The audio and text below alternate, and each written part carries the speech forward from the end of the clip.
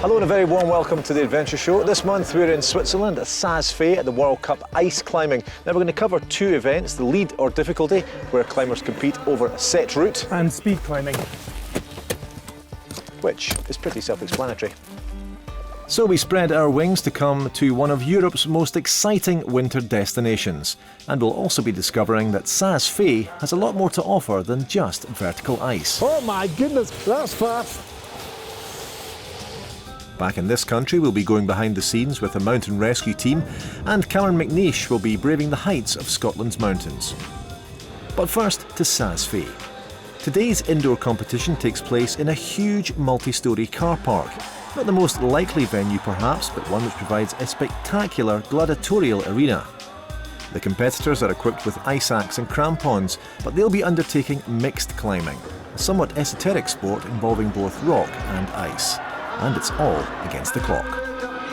This is really competition climbing because you see the holds left, right, and at least like if you're playing chess, you have to know at least 4 or 5 moves before you start where you put the ice axe and the hands and your foot and the steps.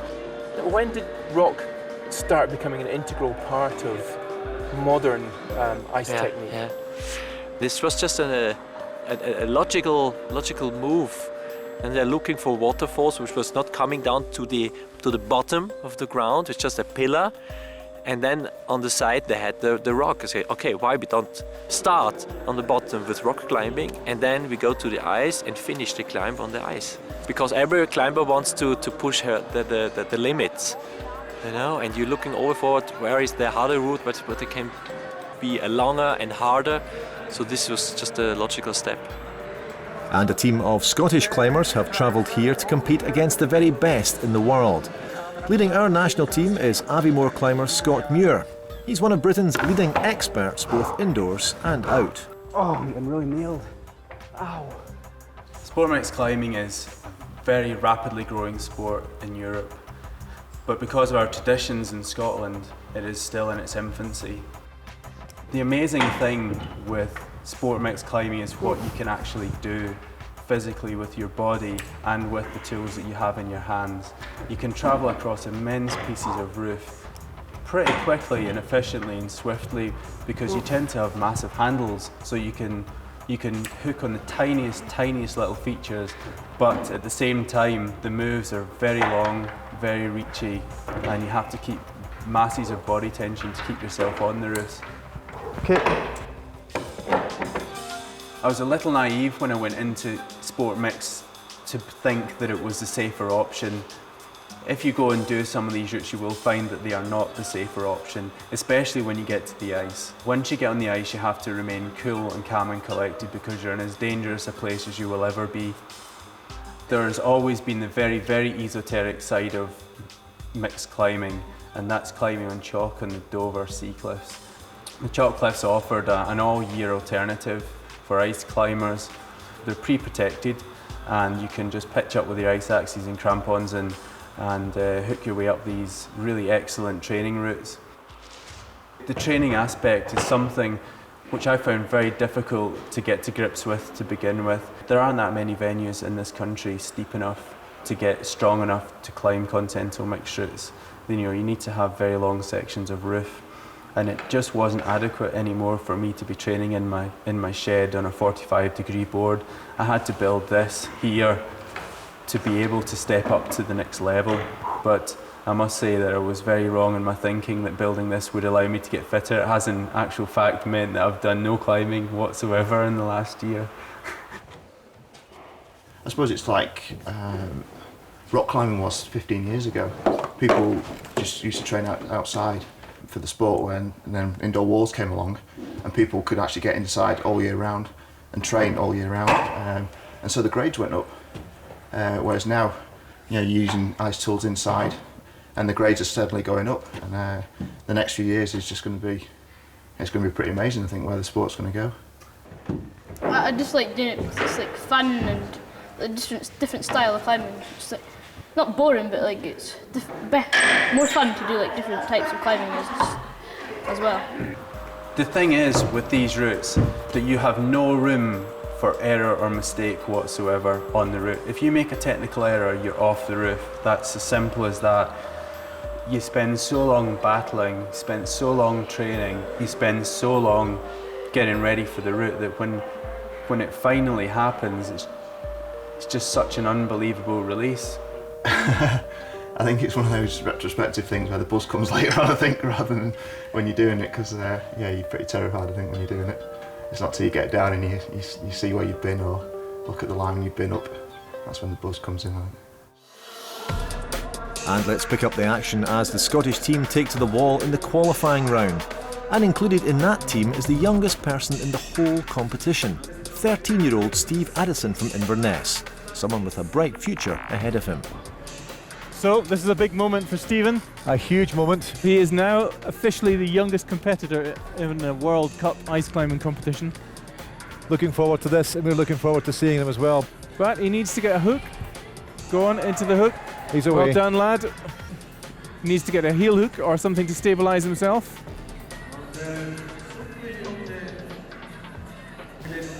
Yeah, he's quite happy with that placement. That looks fearsome. Go on. This is tough for him as well. I mean, he's... Come on. Right, Stephen, get that right. Oh, you need to get that right axe out and hook it over the top. See? Good Just boy. go on. Yes, go on. yes. Good boy. Needs to bring his front point on. Oh no, he's... Come on, Stevie, work this one out. Right, don't drop the axe. Oh, what a shame, what a shame. Good boy. A brave attempt, but the holes were just too far out of Stevie's reach. But now it's Scott Muir's turn to climb. So here's Scott. He is extremely powerful when he's on form, but he's also quite a wily competitor. He's got lots of technique, and now as the owner of a climbing wall, mentoring quite a lot of the new young hopefuls coming into the sport.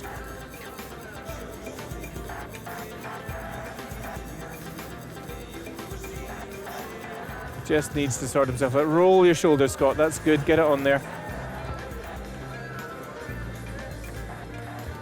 So Scott's...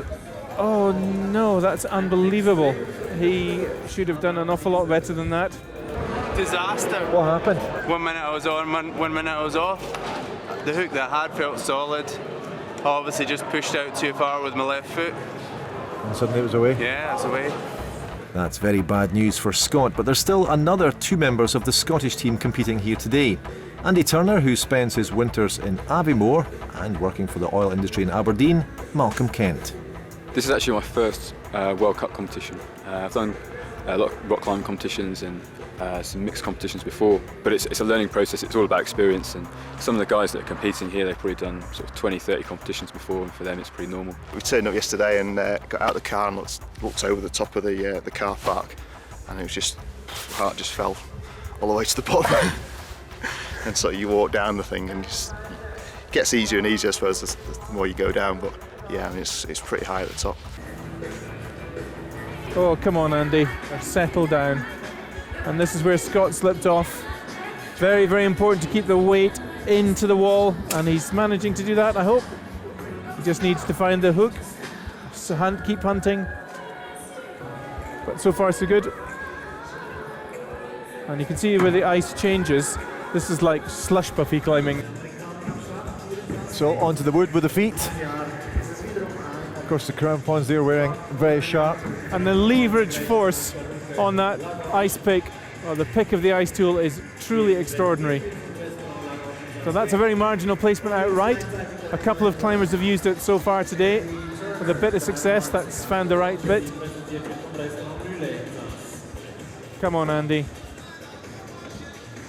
He's got both arms bent and he is powering out. Oh! And things are looking pretty tough for Malcolm too. Less than halfway up the wall, and he's running out of time. Malcolm will be approaching this as an outside climb. You know, take his time, you don't want to make any mistakes. Whereas in competition, you really have to motor. This is definitely lack of competition experience. He's not wanting to take a risk, but not wanting to take a risk, he's running out of time rapidly. Well done. Time up for Malcolm. So, not good news for our men's team, but in the women's event, Scotland's got an exceptionally experienced competitor who ranks with the very best. In last year's World Cup, Edinburgh-based Fiona Murray came in just outside the top 10 in 11th position. And Fiona's away. It's now getting onto the real grunty section when all the muscles in the body are going to start to ache. Okay, Fiona, let's get it going. There we go, straight into the ice block hook.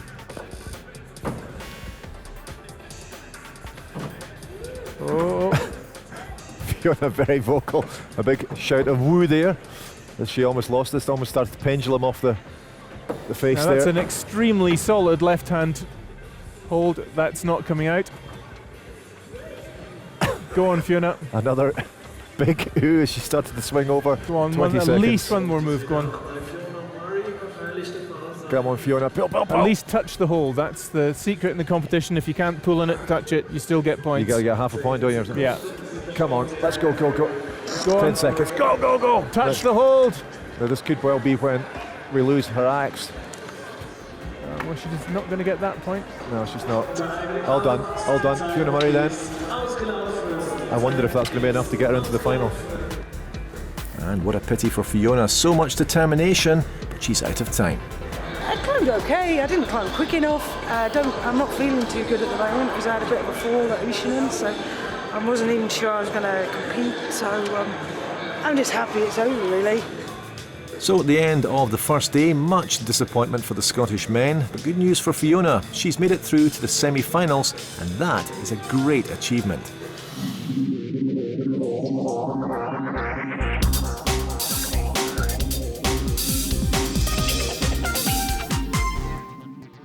But now we're heading back to the Scottish hills for a gentler form of exercise. It's not the best weather today, but that doesn't matter for Britain's best-known walker, Cameron McNeish. My intention was to climb onto the high tops of the Cairngorms today to enjoy something of the last throes of winter. But I'm afraid the winter weather gods have something completely different in mind. It's blowing a gale up there, gusts of between 80 and 90 miles an hour. It's snowing heavily, the mist's down, so instead I've come down to the legend-haunted Pass of Rivone. I'm going to wander through the pass and climb onto a great favourite hill of mine, which is called the Hill of the Shepherd, Melabuchel.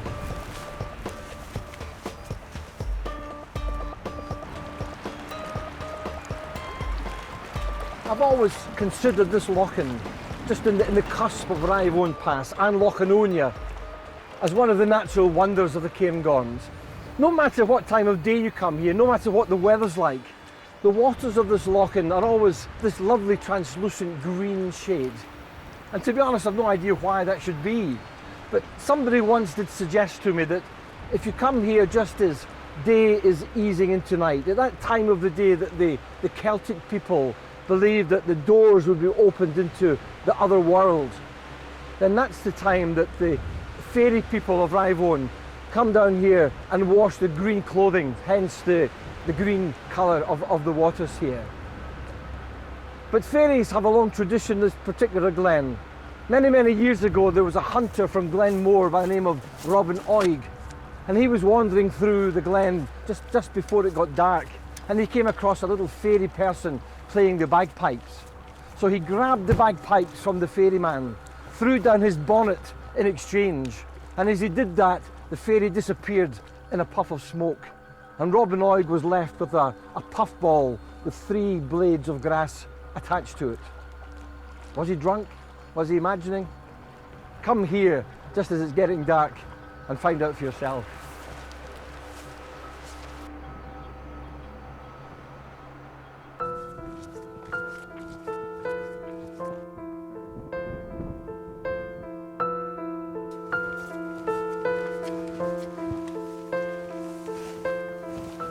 Nobody's at home. This is Rivone Bothy. And you know, bothies like this one, these open shelters, are very much part of the Scottish hill walking tradition. And people have been coming and staying in these open shelters almost since time immemorial. In fact, I know that inside this bothy there's a rather nice poem about somebody who leaves London, comes up overnight in the sleeper, and comes and spends a week or so staying here.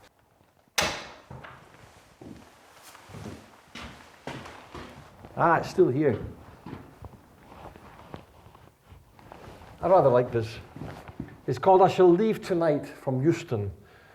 I shall leave tonight from Euston by the 7:30 train, and from Perth in the early morning I shall see the hills again.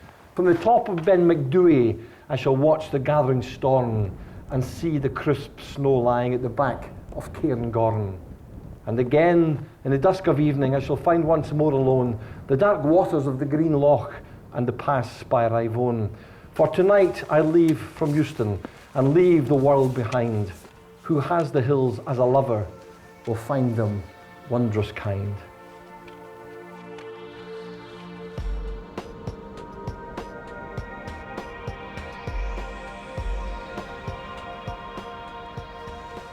The hill opposite me here is called Craignaingall, and that translates to the hill of the stranger. And it commemorates the fact that down in the pass of Rivone was the start of a long and very dangerous journey taken by Lochaber clansmen.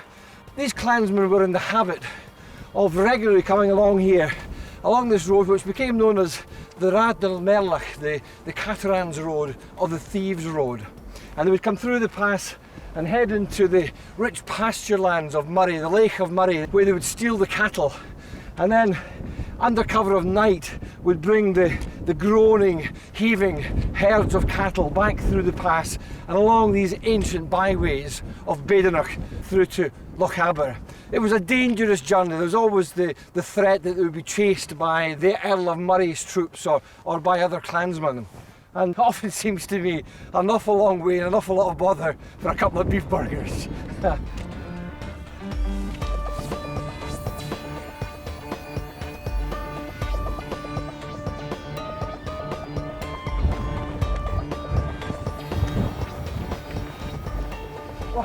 These winds are ferocious.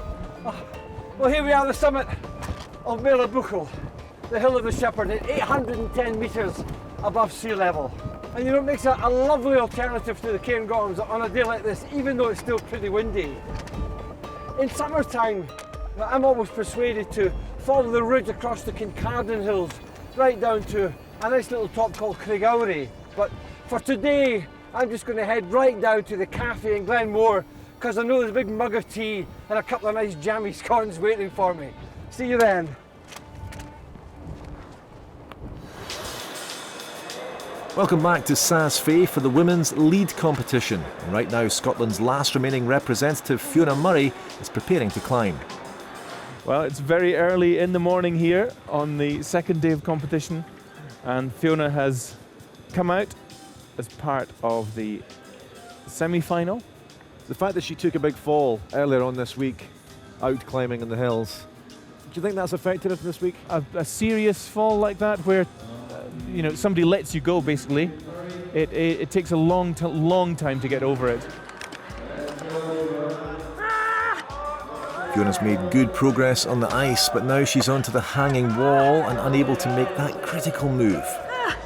Starting to really start shout. Such a vocal climber, Fiona, shouting at herself. Come on! So she's got to just rock up on her heel. Oh, her heel spurs slipped out. Everyone's supporting her here to get on it. Come on. She's gone. She can't hold on, she said. So Fiona's completely pumped out. I was up there at 3.5 minutes. Yeah, you were? And then 4.5 minutes just went like that. That's right. All hanging upside down, Yeah. completely pumped. And it's like, and it gets hard. But you watch the good climbers later and they'll just like dance across the damn thing, and you think. So Fiona Murray didn't get through to the final, but there are 4 nations being represented: Korea, Switzerland, Russia and Italy in the women's difficulty final. And we pick up on the action as Italy's Jenny Lavarda is just about to climb. So Jenny Lavarda, one of the stars of Italian rock and ice climbing. Jenny is both an ice and rock specialist. She was the world bouldering champion last year, and that means she has extremely strong fingers and lots of power. This is a very, very exposed position now. If she takes a fall from here, it's a long way, but this is the exposed move now off this rock boulder. The next foot slip on top of the rock, that'll feel a bit better. And then into the ice block. Looking around, bit of a grimace on the face from Jenny. But she's very carefully put her left foot, hooked it into the block there. That's a very stable position now. Oh my goodness, you're saying stable, but it looks really painful, that. Yeah, Get the heel in. That's in, nice. The left leg is in. Now clip in. Jenny is unbelievably strong. She's got to clip this with the left hand. If she clips it with the right, it'll be wrapped around her leg. Yeah. And of course, yeah, she's in, she's fine. If it wraps around her leg, of course, if she goes, that could cause her serious injury. Well, it could dislocate your hip, but it'll also flip you upside down. But that's a good move. 4 minutes 30 left for Jenny Lavarda. Oh, that looks really mental, I have to say. Jeezy peeps, that is a big space to get across. She's going to have to clip in. Pushed her legs out straight so she can make the reach, because she is quite short. So I think that's horrible. She's going to cut loose here. There we go. Oh, that's very fantastic. Very spectacular stuff here in Saas-Fee. She's not taking much of a rest. She must feel very strong still. But she's doing amazingly well, setting the standard. Of course, the rest of the competitors won't know how well Jenny has done. And a nice, good hook hold. Even at this angle, that is as good as a ladder. Both hands on it. There we go. It's a big undercling ice axe. Oh my goodness, the strength that she must full power now. Expending there. Go on, Jenny. 45 seconds, Jenny. Keep it going. Now into a good hold. She's going to have to cut loose again from this. There's only one way to do it. Yeah, the left leg's going to have to swing out. Oh no, she's trying to heel hook that little hold. It's not on. Get both in, Jenny. Couple of pull-ups to the top. There you go, swing the left leg out. Oh my goodness gracious. This is spectacular stuff here. This is nearly 6 stories up. She's been climbing for almost 12 minutes, 10 seconds left, and she's still hanging on there. So 18 meters from the ground. Clip it, Jenny. Using the swing of the bow. Yeah. Now for her, well done, she must. All over for Jenny. Well done. That is a fantastic performance. Oh, she looks absolutely spent. And no wonder. That is a supreme effort from the Italian. So next on the wall here at Saas-Fee is Angelica Reiner, 21 years old, from Italy. Took up sport climbing 9 years ago, ice climbing 3 years ago, and she is a pretty talented girl. So here we go.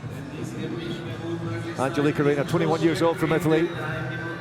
Making the final push for the top. Just a straight hook on that hold, and that is very technical. That's an extremely technical hold to use. She's clipping over, yep. Do you know what, Duncan? She has only, I don't know, 5 or 6 big moves left to the top, but they're horrible ones. Oh my goodness gracious. That was a little bit, yeah. Yeah, there's only 5 or 6 moves, but this next move onto the ice block is extremely difficult. To get the axe to cam properly in the Stein hold, the undercling reversed ice she's axe, not using a Stein. she's using the top. Or is she? She nearly dropped it. Oh, dear me. Now you can either use your hand, if you had dropped her axe, you may well have been able to use your hand in it just to touch the boulder. So one axe on top and the other one may come underneath. Now the left leg going out where the left axe is, that's, oh my goodness. Now she's reversing the axe, it should go in to the undercling. No, she's not doing it like that at all. That's amazing. See 2 different uses of that hold. That's incredible. That is incredible. Such power, such technique. She's going to have to pull the body up now. Now the rope's around her leg. Yep, she's got to get rid of that. Okay, and that's a very good hold. It's a great Cam Dax hold. 30 seconds to go. And the ice bollard shouldn't present a problem. Is she going to do it? Is she going to do it? Is she going to do it? 20 seconds to go for Angelika Rayner, 21 years old from Italy. Really, really impressive. She's not going to top out. So just one more quick draw to the top. That's the last quick draw before the top. So that's it. That's it, all time. That was a brilliant performance, absolutely superb. She set the standard. So Ksenia Bodnikova from Russia, 24 years old, a doctor on the route here at Saas-Fee, former world champion in 2002, second in 2003, fourth in the world in 2006. Last year, didn't compete, just having a child. Introduced to the sport by her mother and father, who both competed for Russia. So come on, Ksenia, you're going to have to get going from here. 1:30 left. Here we go. Good going. Jenny Laverda got there 30 seconds to go, but Angelika Rayner was past there. Oh my goodness gracious. Come on, that's it, into the ice block. And her left arm is twisted in the most awkward position. Elbow facing out the way, yes, she's turned around again. Good girl. 40 seconds, she's going to have to clip into that orange quick draw to her left as she wants to go into the lead and get some sort of hold on that piece of granite beside the red sign. That is an amazing position. The flexibility is incredible. She's probably not got the strength to do much clipping here. She will not know that Angelika Rayner got slightly beyond this, so she might think she's done enough, but the left leg is caught up. Everything starts tightening up, and I can't see her getting much further. Less than 10 seconds to go. Wrapped around the rope. Don't fall off like that, please. That's good, girl. Timeout, and there she goes. Ksenia Bodnikova, that was fantastic. But she'll know from the cheer from the crowd that's not a winning performance. But it was enough to gain her third place. It's Italian 1 and 2 in the top spots, with Angelika Rayner just beating Jenny Laverda to first place. Well, congratulations to Angelika Rayner, a fantastic performance. Now it's time to find out, if you didn't already know, something about the town and the surrounding area.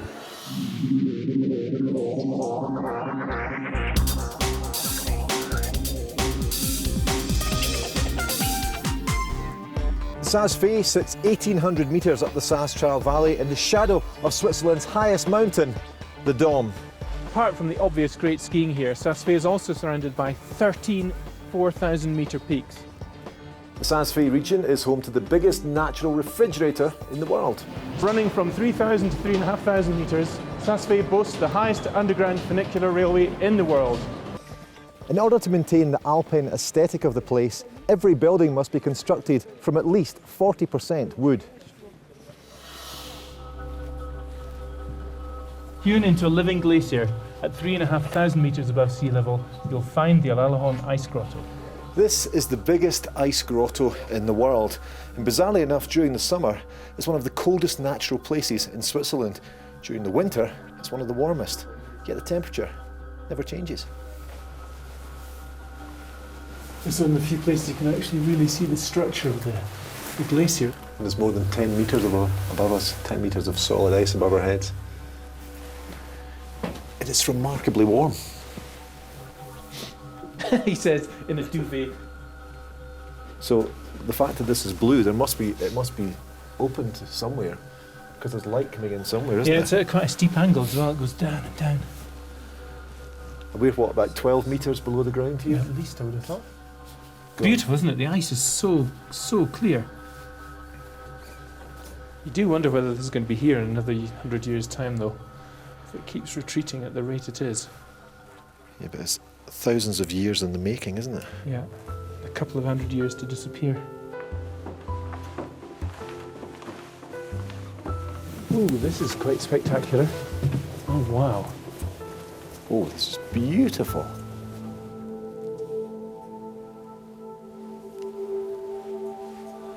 Look at the crystals on the roof here.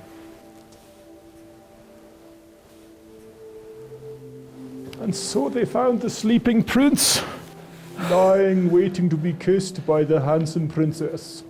I'm afraid you're going to be waiting there for a wee while, pal. So I've just come down from the mountain to have a look at how people used to live here, and the museum in town should give me a little bit of an insight. And so just imagine how they live in previous time. It was one room, it was for eating, and on the other side they had sleeping. They sometimes had sleeping possibility like this for 6 persons. They didn't use them for 1 person. It was sometimes 6, in every bath 2 persons. You know? 2 people in a straw, straw bed.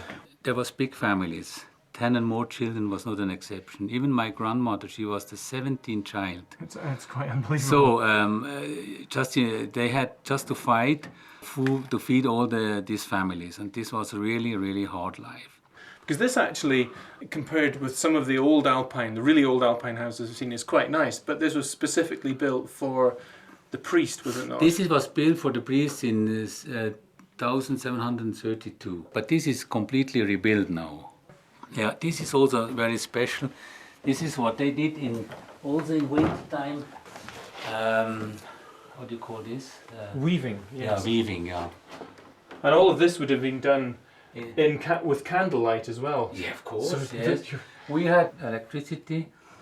We had 1923. Okay. So still water we had 1930, and then the first wash machine was installed here in 1947, and the first ski lift in 1948. So, okay.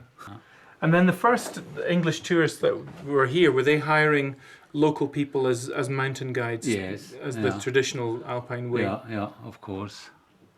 Even Wimper, which is very well known, he did a tour with my grandfather. Really? On the Matmark Lake, yeah. And what an achievement to be guiding one of the pioneers of alpine climbing, a man who in 1865 made the first ascent of the Matterhorn. We'll be finding out more about what Saas-Fee has to offer later, but right now we're heading back to Scotland to find out just what our own winters can throw at us.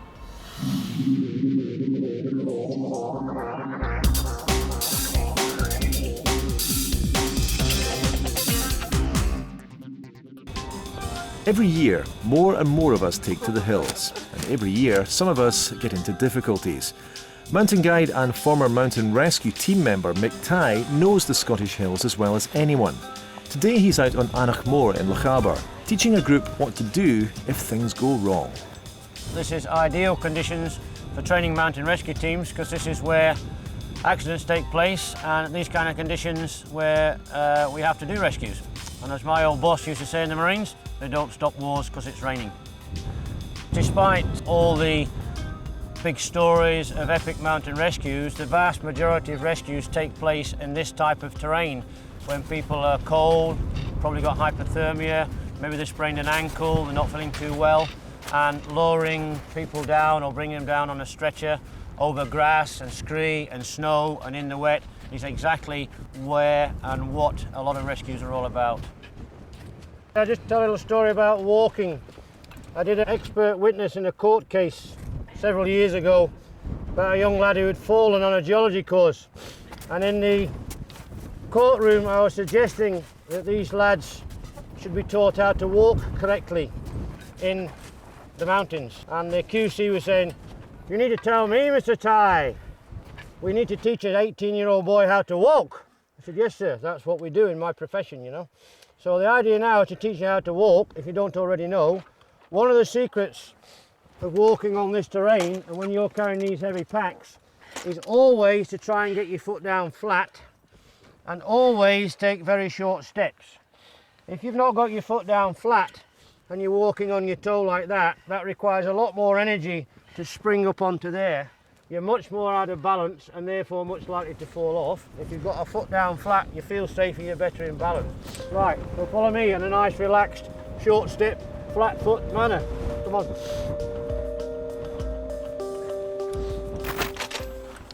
You probably hear the wind in the background, and we've got what we call a wet cold. It's a cold day, it's wet, and it's exceedingly difficult to deal with these conditions. In about 3 weeks' time, I'll be in northern Norway when it's about -10 or -15, and people think, oh, that's cold, but it's much more easy to deal with in those conditions. This damp, wet, cold, with the wind as well, very difficult to deal with. If you need any help, just give me a shout, okay? And every now and then I'll be checking on you just to check you're okay. The hills relative to other mountains abroad are a lot lower, but the weather is just as fierce, just as fierce. Your neck's all right, is it? That's not the damaged part. How's that? Can you see? If you go into the summer, there are quite a lot of people, just walkers, having heart attacks, sprained ankles, things like that. In the winter time, at this time of year, can get hypothermia and frostbite, although that's almost a thing of the past. People slipping on the snow particularly, avalanches to a degree, climbers slipping and falling, and the biggest problem of all is navigation errors and people getting lost. Okay, right, we're going to slide you down. On 3, 1, 2, 3. Days like this, when it's pretty wet, pretty wild, we're out challenging the elements and they're having a good time, even though technically the weather's appalling. Fantastic. Dal, taking a bit of slack. I can go a wee bit faster, I think. Back to the North Face Ice Climbing World Cup and the amazing ice dome here at Saas-Fee. And we're joining the action as the women take to the wall for the speed competition. Here the best virtually run up the ice in an epic display of skill, determination and sheer strength. So, hold on to your seats. So this is Maria Murayeva from Russia. From the Russian Climbing Federation, and she is showing them how it should be done. And the Russians have been speed climbing specialists for many, many years. Maria was runner-up here in Saas-Fee last year. And she wants to get her title. Moving the feet very quickly. This is very, very impressive. Only 20 really seconds fast. gone. Go on. There's a few little bad bits of ice here that you could slip on. Oh, there you go. 29.10. That's pretty impressive. She has thrown down the marker. This is Natalia Kulikova from Russia.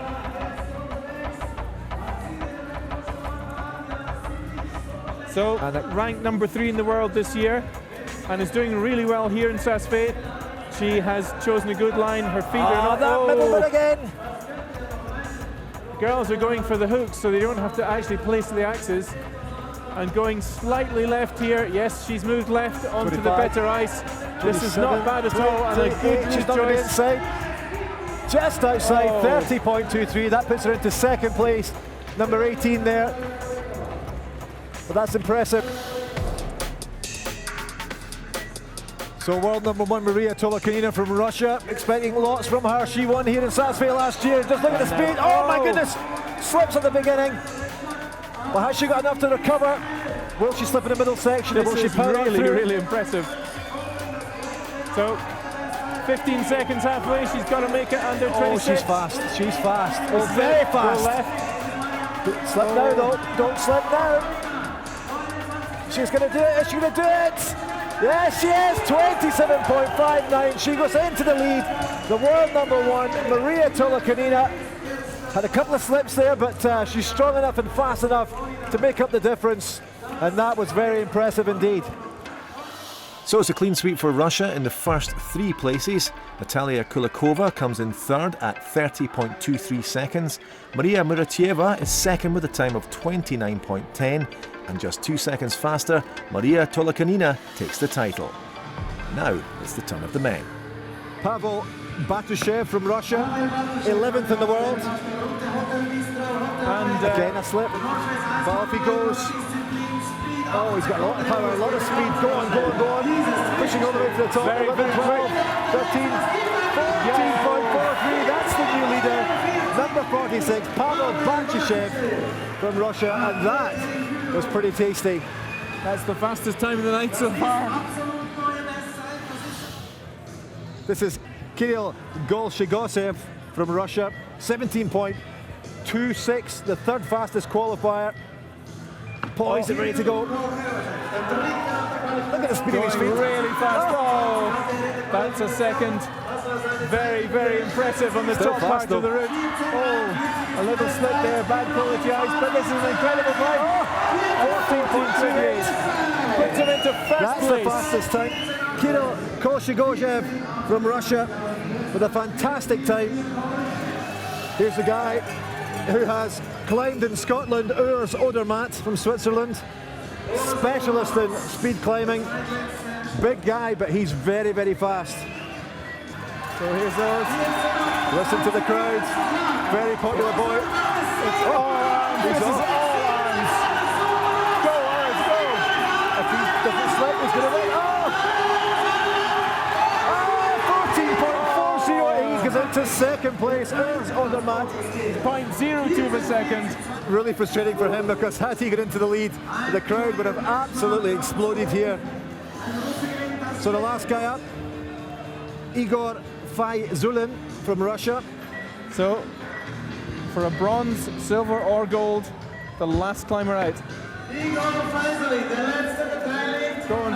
A slight slip there with his left foot, but he's still pulling. This is incredible. Oh, another slip. That might be it. 14.65. Fourth place for him. He's disgusted with himself. The right hand flags, but it's so close. So third place went to Pavel Batashev with a time of 14.43. Just 0.3 ahead of him is Switzerland's Urs Odermatt. And the winner with an amazing 14.28 seconds is Russia's Kirill Kolchagozhev.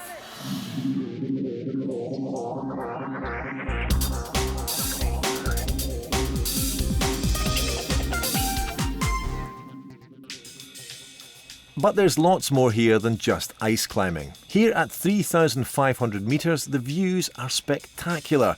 But as Duncan's discovered, they can be enjoyed in comfort.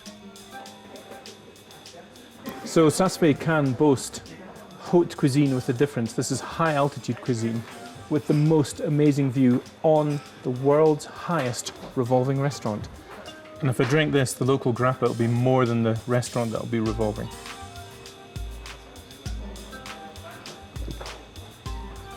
Oh, that's powerful stuff.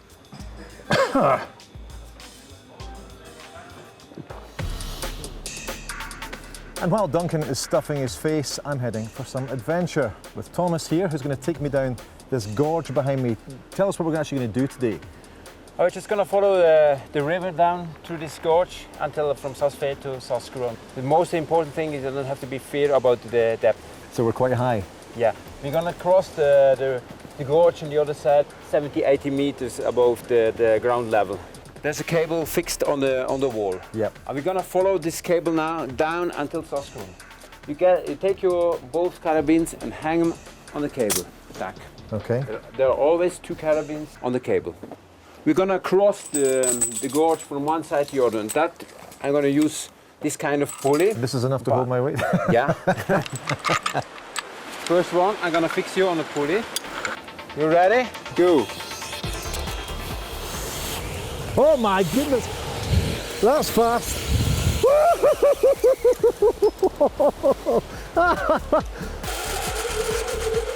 Okay. Good. So we're going down? Yes, you can already go first, and I follow you behind. It's not so difficult. Yes, around and stay on, yeah. On one step down. Blimey, O'Reilly. On your left side, yeah. Okay. Because we're not going inside the water and have to swim anything. And you got the last sunshine. It's Fine. beautiful. And down the ladder, yeah? Down, all the way down. I suppose one of the most wonderful things about this is that, you know, this gorge was cut by glacial water running down from Saas-Fee. And no one gets the chance to do this thing. You're seeing inside this wonderful deep gorge. Oh, beautiful. That was brilliant. And while I've been suffering for my art, Duncan's still been living the good life. When we think of wine, we don't normally think of Switzerland, but restaurateur Charlie Neumüller is about to prove us wrong. We have here in our cellar, that means this cellar is about 18,000. With the second cellar on the other side of the house, we have 38,000 bottles. From these 38,000 bottles, we have 1,150 different kind of wines. And from the valley we have about 55 different kind of grapes. On the wine, I like it like on the people. Nobody has to be the same all the time. I think so. And it's so interesting to work in a restaurant like this. All over the world is coming here. And to work with these guests, it's so interesting like to work with wines. Yeah. The wines has the same character as humans. That's it. We start with a Numanier Blanche. This wine has a lot of iron. Yeah. It means they're very healthy for people or ladies that get their baby and then they lost a lot of blood. So it's good for blood. They got no pills, they got Numanier Blanche. You can tell me whether I'm doing this the right way or not. It's very good. It's a really, really nice wine. It's like a... It's not a complicated wine. No. It's an easy wine, easy drinking wine. It's kind of like a very nice Chardonnay. The second one is a grape, comes originally south of Geneva. It means from a valley called Arfental. So this has your name as selected by you on the label. Yeah, Does that mean it's exclusive to this It's restaurant? exclusive, yeah, just 1,500 bottles. Amazing. I'd feel honoured that you're even opening one for me. And the also typic is very mineralic and the end is a little bit salty. You should really taste that. It's the most remarkable thing. 10 or 15 seconds after you have swallowed the wine, it sits and you can still taste all the fruit. And then suddenly there's a rush of salt just in the back of your throat. It's really remarkable. It's very, very nice. You can feel what I serve with that seafood. Everything that's coming out of seawater or water from the sea. Next grape is also just in the valley. It's called Numanier Rouge. That is extraordinary. It's a mix between fresh berries and a little bit animalic, how you call it in English, I think. Leather. Leather, yeah. So this wine goes perfect with red meat and game. Yeah. And lamb. It's very earthy and strong. Terrific. I didn't finish the white ones, but I'll finish the red one. It's so typical for this grape. Ah, I like it. I finish it also. Welcome back to the Saas-Fee Ice Climbing World Cup. Now we've reached the men's final of the difficulty competition. Expect ice axes to be flying everywhere. And we're joining the action as the final 3 climbers take to the wall. They've got 12 minutes to try and reach the top of this incredible obstacle course. The climber who gets highest wins. Evgeny Krivoshetsev, 38 years old. Not a lot that this man hasn't done in sport climbing and in climbing generally. 3-time world champion. He's a reigning world champion. And he's 38 years old. He's quite an amazing man, Duncan. It's an impressive career. And it's lasted a very, very long time. So Evgeny Krivoshetsev been climbing now for 6 minutes. He's, I guess, 2/3 of the way through the route. He's got the big overhanging sprint to go, and already we've seen him use his hands, and I think he's probably quite willing to give up the axe and go straight into the handhold. Now, this is where there's so many of the competitors have been spat off. Big decision to make. Oh, please use your hands. He's having a look. There's next to nothing there. Oh dear. He's not happy with that either. Oh, hear that clicking and crunching. No. Oh, now this move here, this big stretch with the right arm. This is the thing that can pop you off. Yes, well done. That showed great core strength there. He kept the body in, nice and tight to the wall, and that's really impressive. But he weighted the pick very sensibly a lot before he stepped and put full weight on it, but it clicked. It made a horrible noise. And another one.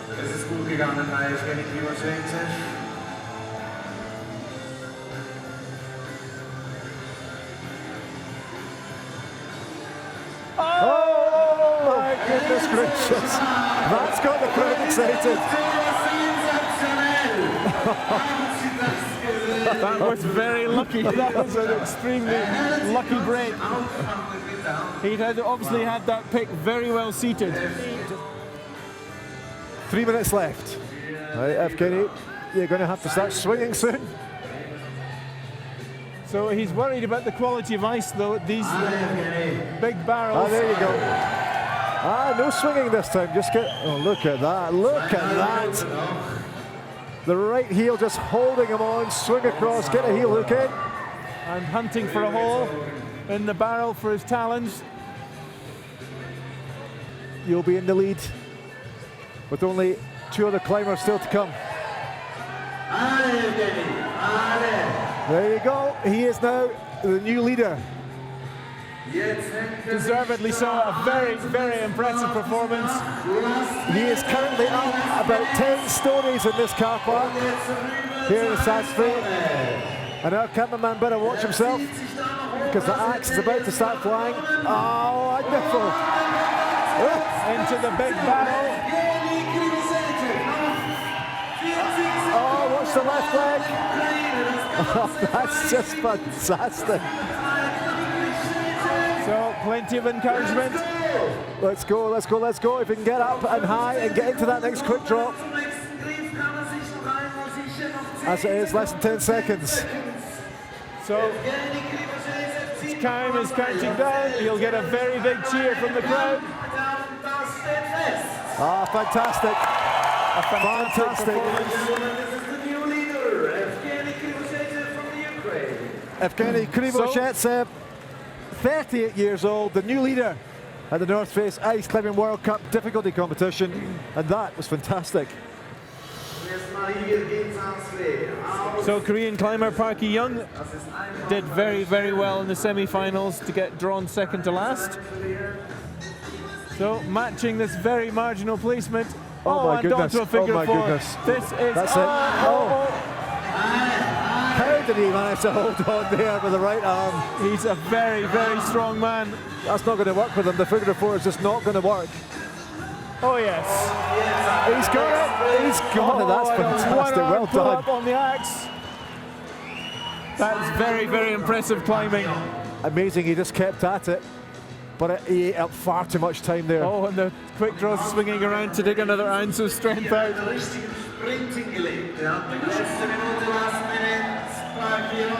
Go, go. But the quality of the ice on the top of that barrel there is not particularly good. That's it. There you go. There you go. Oh, well done. Well done. Oh, hold it Get the together. left foot Go on. Now he's got 30 seconds. He's he really actually, thrashing the he axles in that actually barrel. could. 20 seconds to go. He needs to get on here and then off it. This is fantastic. A move off of here will put him into second place. Yep, he moves into second place. 6 seconds left. Clip in. One more move, one more move. Clip in, yeah, that's it. That's as fast as it's going to go. And that is absolutely wonderful. It's all over as he prepared for a big dyno up to the top barrel, but that is very, very impressive indeed. That's a very, very supportive, crowd-pleasing performance. Park Hee-young from Korea goes straight into second place there. And only one more competitor to go. This is Simon Anthematten, 24 years old. Swiss mountain guide on the course, but not looking too confident at the moment. Oh, heavens above with that right foot. So putting a talon into the wood, the first time we've seen that tonight, now into the ice. That's very impressive. He's very trying to aggressive as well. Very, very aggressive. He wants to win this.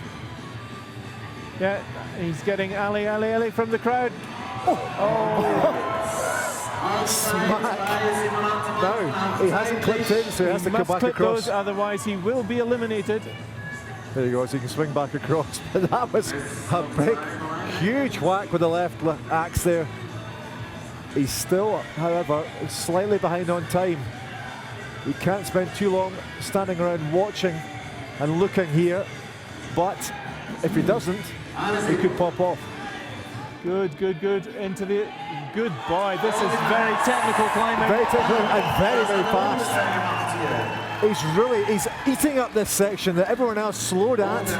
Oh, this is the difficulty here will be the ice quality on top of these melting barrels. But he's got 3 minutes 40 seconds and he's very close to the leader's position. Come on. Don't make any mistakes, Simon. And this is yours, big swing. There you go. Well done. Crowd are pretty excited now. Look at that. Swing over, my goodness. The PA announcer says, let's go. And he's absolutely flying up here at this point. So 3 minutes and 12 seconds, and he's... Will we see the only top outs? He's moved his hand up onto the axe. That's it, figure of 4. Oh, don't fall off now, come on. Come on, big grunt. There it goes.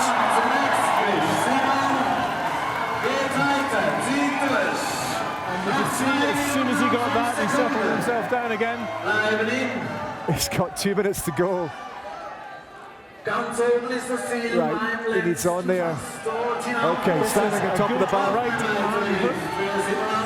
Come on, match it. Clip it, and then go across for the big ace barrel. And you'll hear the crowd screaming and shouting if he gets across here. And he's got 140 to go, still doing really well. Another figure 4. Oh, yes. Oh, my goodness gracious me. Don't let go, he can. If he's got the strength, I thought he might just walk up there in his hands. Well, that is him in the lead and upside down. And if he progresses beyond this, he's the leader. 1 minute to go. The crowd arching him on. This is a fantastic performance, incredible performance. And the noise here in the Saas-Fee Ice Stadium is incredible. I've never had more fun in a car park. Another figure of 4. And can he move off of this? 37 seconds to go. Oh, he's got his left knee on there.